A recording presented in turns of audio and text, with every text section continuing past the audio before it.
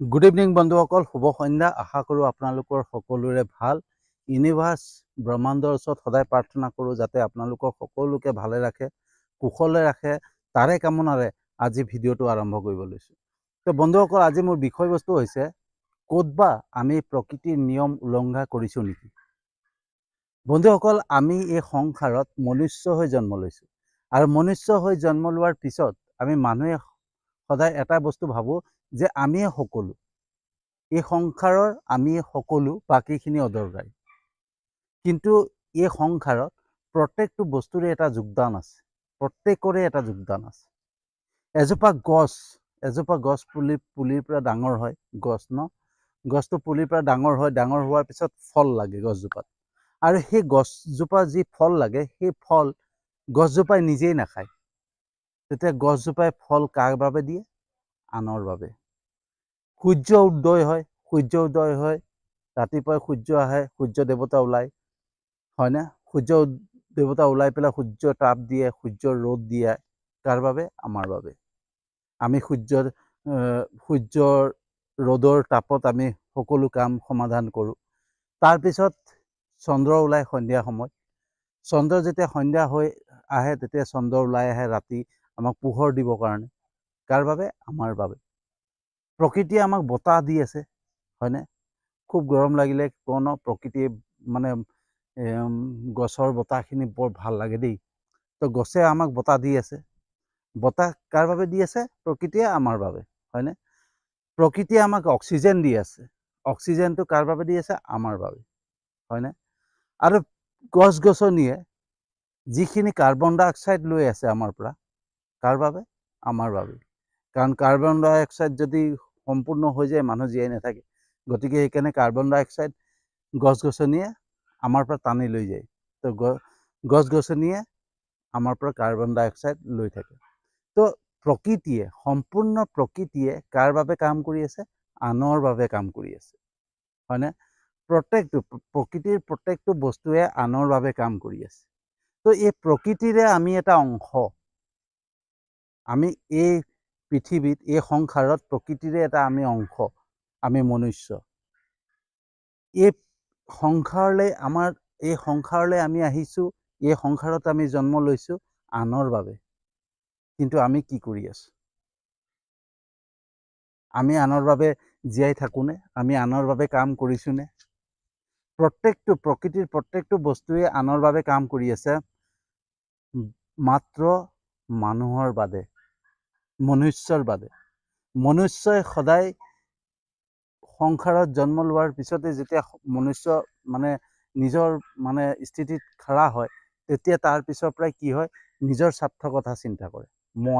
মোৰ এইটো মোৰ হয়, এইটো মোৰ কেনেকৈ হ'ব, মই কেনেকৈ পাম, মই ক'ৰ পৰা পাম। সদায় মোৰ এনেকেই থাকোঁ।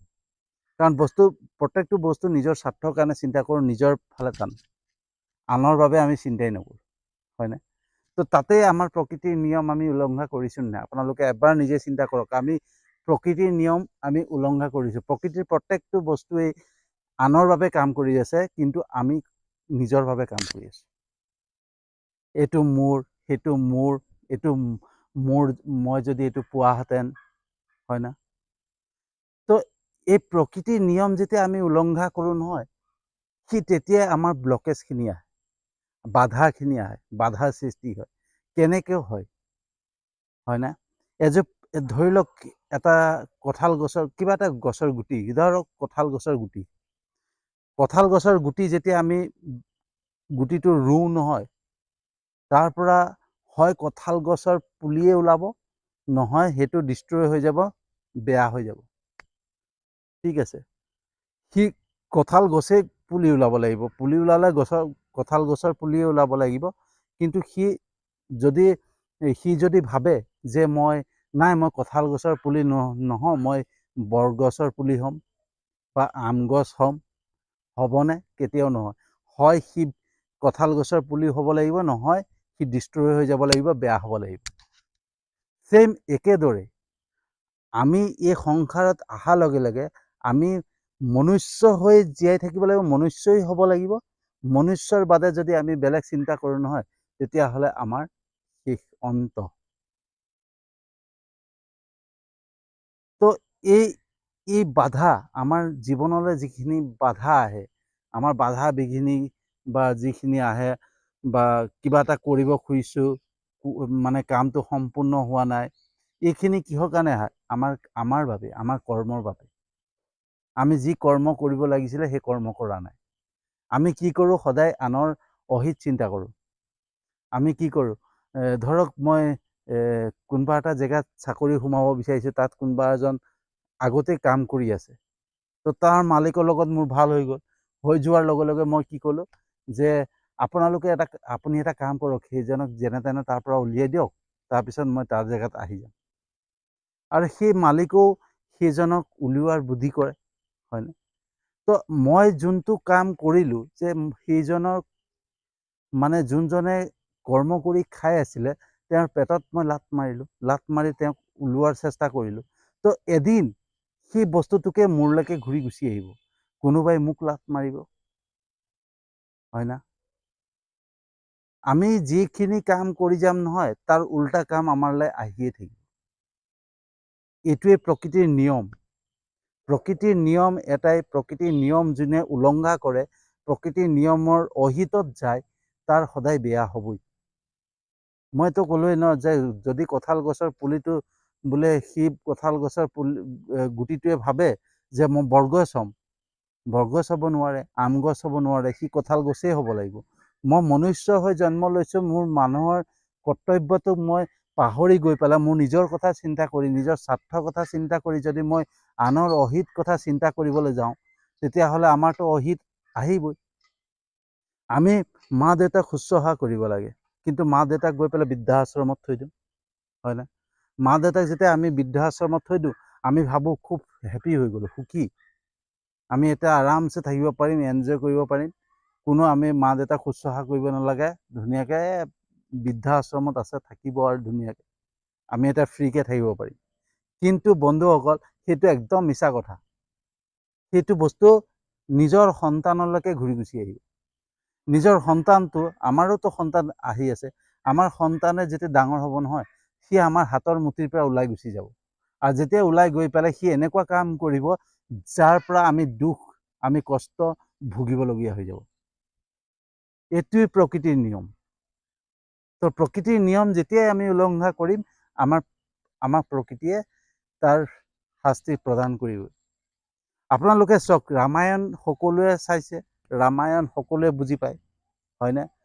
তো ৰামায়ণত যেতিয়া ৰাম বনলৈ গুচি গৈছিলে, ৰাম বনলৈ যোৱাৰ পিছত ৰামকতো চালনা কৰি পেলাই মাক কেকেয়ী নেকি, কেকেয়ীয়ে চালনা কৰি পেলাই ৰামক বনলৈ পঠিয়াই দিছিলে, যাতে ভৰতক ৰজা পাতিব পাৰে, ৰাজ্যৰ ৰজা পাতিব পাৰে। কিন্তু যেতিয়া ভৰত ঘূৰি আহিলে, ভৰত ঘূৰি অহাৰ পিছত ভৰতে আহি পেলাই যেতিয়া সুধিলে যে দাদা ক'ত গ'ল, প্ৰভু ৰাম ক'ত গ'ল, তেতিয়া সকলোৱে ক'লে যে ৰাম এনেকৈ গ'ল। কেলেই গ'ল? গোটেই কথাখিনি কৈ দিলে যে এনেকৈ এনেকৈ হ'ল, এনেকুৱা হোৱাৰ কাৰণে গুচি গ'ল। তেতিয়া মাক কেকেয়ীয়ে ক'লে যে মই সকলোখিনিতো তোৰ কাৰণে কৰিছোঁ, তই ৰজা হবি। তেতিয়া ভৰতে এটা কথা ক'লে যে সেইটো হ'বই নোৱাৰে। দাদা জীয়াই থকাৰ অৱস্থাত, মোৰ ডাঙৰ দাদা জীয়াই থকাৰ অৱস্থাত, ৰাম জীয়াই থকাৰ অৱস্থাত মই সেইখন সিংহাসনত মই বহিব কেতিয়াও নোৱাৰোঁ। সেইখন আসন দাদাৰেই। আৰু লগালগ ভৰত গ'ল ৰামৰ ওচৰলৈ, ৰামৰ ওচৰত গৈ পেলাই ৰামৰ জোৰ কৰিলে ঘূৰি আহিবৰ কাৰণে, কিন্তু ৰাম ঘূৰি নাহিলে। তেতিয়া ৰামৰ খৰমযোৰ, জোতাযোৰ, যি চেণ্ডেল পিন্ধি আছিলে, সেই চেণ্ডেলযোৰ লৈ আহিলে, আনি পেলাই সিংহাসনত থৈ দিলে। তো ভৰতে নিজৰ কৰ্তব্য পালন কৰিলে, যোনটো প্ৰকৃতিৰ নিয়ম। সেইটো ৰামায়ণতে আছে, ৰামায়ণত সেইটো মেছেজটো দিছে, কিন্তু আমি সেই মেছেজখিনি নলওঁ। আমি নামঘৰত যাওঁ, মন্দিৰত যাওঁ, কিন্তু মেছেজবিলাক নলওঁ। শাস্ত্ৰখিনি কি মেছেজ দিছে, ঠিক আছে? তো ভৰতে সেইখন থৈ দিলে। যেতিয়া ৰামক বনলৈ দিছিলে, তেতিয়া লক্ষ্মণে কৈছিলে যে দাদা, তোমাৰ ভাই হয় মই, গতিকে তুমি অকলে বনলৈ যাব নোৱাৰা, ময়ো যাম। লক্ষ্মণেও তেওঁৰ কৰ্তব্য পালন কৰিছিলে, প্ৰকৃতিৰ নিয়ম আনৰ বাবে। ৰামটো বেলেগ বুলিয়ে ধৰক ন, ককায়েকহে। তো ককায়েকৰ কাৰণে ৰাম আমাৰ আজিকালি কি হৈছে, দাদাক বা ককায়েকক খেদি ভায়েকক খেদি পেলাই মই সম্পত্তি লওঁ, মই এইটো লওঁ, হয়নে? সেইটো হৈ আছে। কিন্তু লক্ষ্মণে কি কৰিছিলে? লক্ষ্মণে লগ দিছিলে ককায়েকৰ। তাৰপিছত সীতা দেৱীয়ে কি কৰিলে? মাতা সীতাই কি কৰিলে?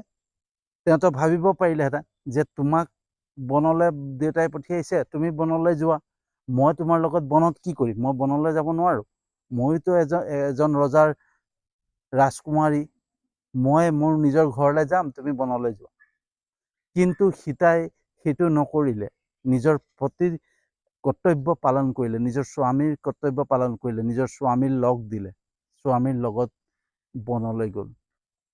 হনুমানে শ্ৰীৰাম ভক্ত হনুমানে ৰামক এটাই কথা ক'লে যে মই তোমাৰ ভক্ত হয়, মই গোটেই জীৱন তোমাৰ সেৱা কৰিম বুলি পণ লৈছোঁ, যেতিয়া মই তোমাৰ লগতেই থাকিম। প্ৰত্যেকে ৰামায়ণৰ প্ৰত্যেকে নিজৰ কৰ্তব্য পালন কৰিছে আনৰ কাৰণে। সেই বস্তুটো ৰামায়ণৰ পৰা আমাক মেছেজ দি আছে যে আমি প্ৰত্যেকেই আনৰ বাবে কাম কৰিব লাগে। সকলোৱে কৰ্তব্য পালন কৰিলে যে আমি প্ৰকৃতিৰ নিয়ম উলংঘা নকৰোঁ, আমি প্ৰকৃতিৰ নিয়ম মতে চলিম। কিন্তু আমি কি কৰি আছোঁ? আমি অজানিতে সেই ভুলখিনি কৰি আছোঁ ন। নিজৰ ভাইক পৰা অলপ মাটি কেনেবাকৈ মোৰ ফালে আনিব পাৰোঁ, তাক মই কেনেকৈ ঠগবাজ কৰিব পাৰোঁ, আনক কেনেকৈ ঠগিব পাৰোঁ, ঠগি পেলাই মই খাব পাৰোঁ। কিন্তু আমি সেইটো নাজানো যে আমি আনক ঠগিছোঁ, আনৰ অহিত চিন্তা কৰিছোঁ, সেই বস্তুটো আমাৰলৈকে ঘূৰি আহিব। কাৰণ প্ৰকৃতিৰ সেইটো নিয়ম, স্বয়ংক্ৰিয় চলন বুলি কয় নহয়, স্বয়ংক্ৰিয় চলন আমাৰ নিয়ম এটা, স্বয়ংক্ৰিয় নিয়ম এটা প্ৰকৃতিৰ আমালৈকে ঘূৰি আহিব। আমি যি অহিত কাম কৰিম সেইটো আমালৈকে ঘূৰি আহিব। কাৰণ যেতিয়া আমি মনুষ্যৰ পৰা বেলেগ হোৱা চিন্তা কৰিম নহয়, মনুষ্য ধ্বংস হোৱাৰ কাৰণ হৈ পৰে। যেনেকৈ গছৰ গুটিটো যদি কঁঠালৰ গুটিটোৱে কঁঠালৰ গছেই হ'ব লাগিব, সি যদি কঁঠালৰ বোলে গুটিটোৱে কয় মই আম গছ হ'ম, মই বৰগছ হ'ম, সেইটো সম্ভৱ নহয়। তেনেকৈ আমাৰ আমি মনুষ্যই হ'ব লাগিব। আমি তাতকৈ বেলেগ যদি চিন্তা কৰিব যাওঁ, আমাৰ ধ্বংসপথ আহি আছে। সেইটো প্ৰকৃতিৰ নিয়ম, ঠিক আছে। তাৰপিছত কি হ'ল, আমি কেতিয়াবা আমাৰ মানুহে কেনেকুৱা কৰে যে কাৰোবাৰ বিয়া ঠিক হৈছে, কোনোবা এটা ভাল ল'ৰা আহিছে, যেতিয়া দেখিলোঁ এইটো ল'ৰাটো বহুত ভাল, এই ছোৱালীজনী দেখোন ইয়ালৈকে যাব, ইয়ালৈ বিয়া হ'ব, আমি সেই বিয়াখন ভাঙাৰ চেষ্টা কৰে। বহুতে বিয়া ভাঙিবলৈ চেষ্টা কৰে, কিন্তু এইটো চিন্তা নকৰে যে আমাৰো ল'ৰা ছোৱালী আছে, সেই বস্তুটো ঘূৰি গৈ পেলাই আমালৈকে আহিব।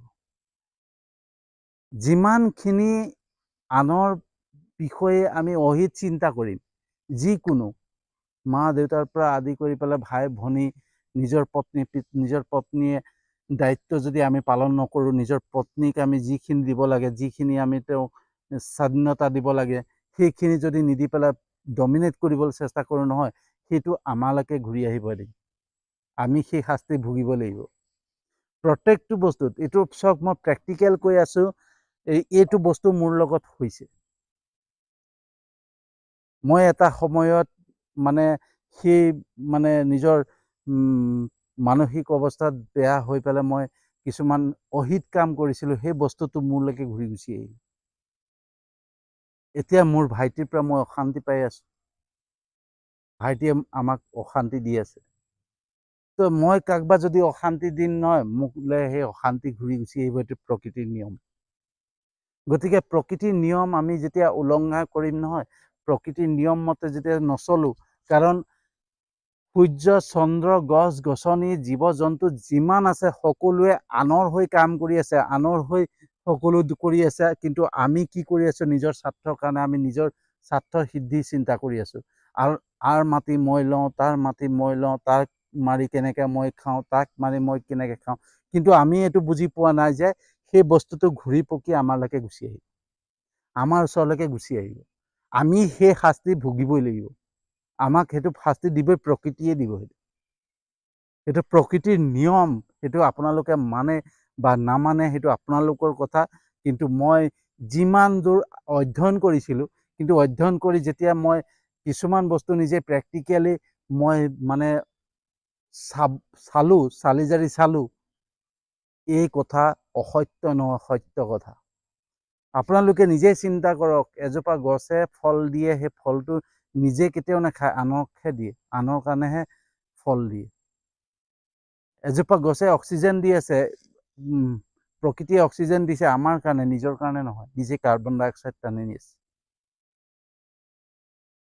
চৰাই চিৰিকটি, জীৱ জন্তুৰ প্ৰত্যেকে, সাপ, আমি সাপ দেখিলে মাৰোঁ বা হেৰি কৰোঁ ন, সাপে যিমান প্ৰকৃতিৰ বিষাক্ত বস্তু সাপে টানি লৈ যায়। তাৰ কাৰণে কাম কৰিছে, আনৰ বাবে কাম কৰিছে। প্ৰত্যেকটো বস্তুৱে আনৰ বাবে কাম কৰি আছে, মাত্ৰ মনুষ্যৰ বাদে। আমাৰ মানুহে কি কৰি নিজৰ স্বাৰ্থৰ কাৰণে নিজৰ চিন্তা কৰি গছ গছনিও কাটোঁ, এইটো কাটি নিজৰ মানে ফেক্টৰী বহাওঁ, এইটো কৰোঁ সেইটো কৰোঁ। সেইবিলাক কৰোঁতে কৰোঁতে নিজৰ মনুষ্যই নিজৰ জীৱনটোক নিজেই চেছ কৰি পেলাই আছে, কিন্তু গমেই নাপায়। আমি দেখোঁহে আমুকটো ধনী, আমুকটো ঢেৰ আছে, আমাক টকা পইচা ঢেৰ আছে, কিন্তু সেইটো পূৰ্বজন্মৰ মানে আগৰ জন্মৰ কিবা ভাল কৰ্মৰ ফলত সেই বস্তুখিনি পাইছে, কিন্তু তেওঁ যে এতিয়া নিজে যোনটো কৰ্ম কৰিছে তাতো যে ভুক্তভোগী হৈ আছে, তেওঁ নিজে অনুভৱ কৰা নাই, বা যদিও অনুভৱ কৰিছে আমি দেখা নাই। কিন্তু প্ৰকৃতিৰ নিয়ম যি উলংঘা কৰিব, তাৰ শাস্তি 100% হ'ব। সেইটো আপোনালোকে মানে নামানে সেইটো আপোনালোকৰ কথা। গতিকে আমি প্ৰকৃতিৰ নিয়ম মতে চলিব লাগিব। আমি যদি কাৰোবাক অন্যায় কৰা চিন্তা কৰিছোঁ নহয়, সেই অন্যায় আমালৈকে ঘূৰি গুচি আহিব। কোনোবা এজন ৰেডি হৈয়ে যাব, ইয়াক মই ঠগিব খুজিছোঁ, কোনোবা এজন মোক ঠগিবলৈ ৰেডি হৈ যাব।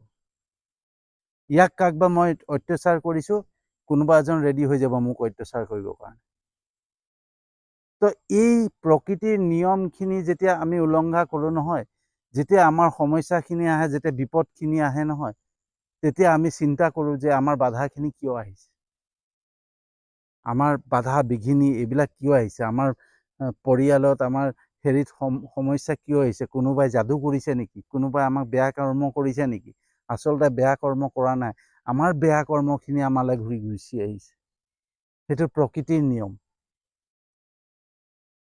কোনো কেতিয়াও বেয়া কাম নকৰে, কাৰো কোনোৱে হেৰি নকৰে। সেই বেয়া কৰ্মখিনি আমি যোনখিনি কৰিম নহয়, সেইটো আমাক কোনোবাই ৰিটাৰ্ণ কৰে, সুদে মূলে সেইটো ৰিটাৰ্ণ কৰে। ঠিক আছে, আমি যি বেয়া কাম কৰিম তাৰ সুদে মূলে আমি ৰিটাৰ্ণ পাম। আৰু সেইটো কাৰণে আমাৰ সমস্যাখিনি আহে, আমাৰ বাধাখিনি আহে, যিখিনি বাধা বিঘিনি। কাৰোবাৰ আমি যদি বিয়া ভাঙিছোঁ, আমাৰ নিজৰ বিয়া ভাঙিব, আমাৰ ল'ৰা ছোৱালীৰ বিয়া ভাঙিব, হয়নে। কোনোবাই ঘৰ এখন তৈয়াৰ কৰিম ভাবিছে, কোনোবাই ঘৰ বনাবলৈ ৰেডি কৰিছে, ই ঘৰ বনাব খুজিছে, ইয়াক কিবা এটা কৰাৰ চেষ্টা কৰ, এই ঘৰটো যাতে বনাব নোৱাৰে। লোকৰ ঘৰ যেতিয়া আমি ভাঙিবলৈ যাম, নিজৰ ঘৰ ভাঙিব। সেইটো ৰেডি হৈ থাকক। কাৰোবাৰ যদি আমি অন্যায় কৰা চিন্তা কৰিছোঁ, আমাৰ অন্যায় নিশ্চিত, কাৰণ আমি প্ৰকৃতিৰ নিয়ম উলংঘা কৰিছোঁ। একবাৰ ভালকৈ ভিডিঅ'টো সম্পূৰ্ণৰূপে চাই পেলাই সম্পূৰ্ণৰূপে আপোনালোকে উপলব্ধি কৰিব, নিজে চিন্তা কৰিব যে কথাটো মোৰ সত্য নে অসত্য। তো আজিৰ ভিডিঅ'টো ইমানতে সামৰণি মাৰিছোঁ। ঠিক আছে, যদি আপোনালোকে এই ভিডিঅ'টো মোৰ ভাল লাগিছে, ভাল পাইছে, তো যিমান পাৰে শ্বেয়াৰ কৰিব, লাইক কমেণ্ট শ্বেয়াৰ দিব। ঠিক আছে, আৰু আপোনালোকে লাইক কমেণ্ট নকৰে, যেতিয়া কমেণ্ট নকৰিলে নহয় মই গম নাপাওঁ যে আপোনালোকে মোৰ ভিডিঅ' ভাল পাইছে নে নাই পোৱা। যদি আপোনালোকে কমেণ্ট কৰে, লাইক কমেণ্ট কৰে, তেতিয়া গম পাম যে ভিডিঅ'টো মোৰ ভাল পাইছে, গ্ৰহণ কৰিছে সকলো। ঠিক আছে, তেতিয়া মই উৎসাহ পাম এনেধৰণৰ ভিডিঅ'ছ বনাই যাবৰ কাৰণে। আৰু যদি সঁচাকৈ ভাল পাইছে, তেতিয়াহ'লে মোৰ ইউটিউব চেনেলটো ছাবস্ক্ৰাইব কৰি দিব, আৰু মোৰ এটা ফেচবুক পেজ আছে, সেই পেজটোত ফ'ল' কৰি ল'ব, যাতে এনেধৰণৰ ভিডিঅ' সদায় পাই থাকে। তো আজিলৈ সামৰণি মাৰিছোঁ, আৰু এটা নতুন ভিডিঅ' নতুন বিষয়বস্তু লৈ আহি আছোঁ।